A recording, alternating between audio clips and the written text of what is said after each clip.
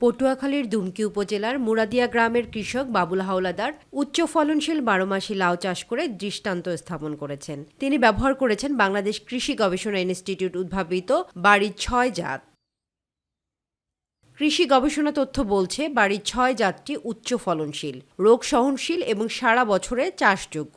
সঠিক মাচা পদ্ধতি, পরিমিত সার ব্যবস্থাপনা ও সেচ নিয়ন্ত্রণের মাধ্যমে প্রতি শতাংশ জমিতে উল্লেখযোগ্য ফলন পাওয়া সম্ভব।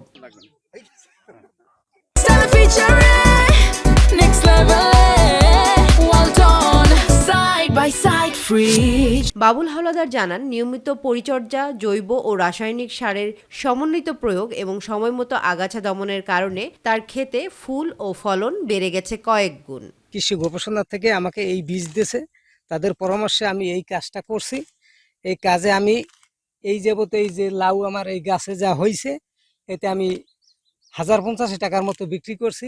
এই লাউটি আসলে দেখতেও যেমন সুন্দর, খেতেও আলহামদুলিল্লাহ ভালো এবং ফলনও অত্যন্ত পরিমাণ খুবই ভালো। আমরা দেখছি এবং আমরা এখানে মাঝে মধ্যে আসি, দেখে উদ্বুদ্ধ হই এবং কৃষি গবেষণা থেকে আমাদেরকে এরকম উদ্বুদ্ধ করা হয়। এই লাউটা আমরা 12 মাস চাষকালে একই ফলন, তীব্র খরা, তীব্র শীত এবং তীব্র বর্ষায়ও লাউটা সমহারে ফলন দেয় এবং এই লাউটা খুবই সুস্বাদু এবং এই লাউটা বোতল আকৃতির। আমরা 15-16 বছর থেকে যে লাউ লাগাই আইছি, এর সাথে এইটার মান অনেক ভালো পাইছি, আমরা অনেক ভালো।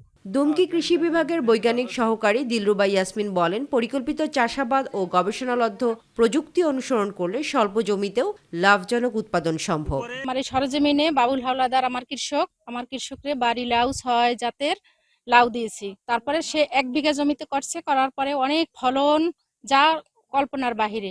বিশেষজ্ঞরা বলছেন, গবেষণা ভিত্তিক জাত ও আধুনিক ব্যবস্থাপনা কৃষিতে উৎপাদনশীলতা বাড়ানোর মূল চাবিকাঠি। বাবুল হাওলাদারের ক্ষেতে মিলেছে সেই বাস্তব প্রমাণ, পরিকল্পিত চাষই হতে পারে গ্রামীণ স্বাবলম্বিতার টেকসই পথ।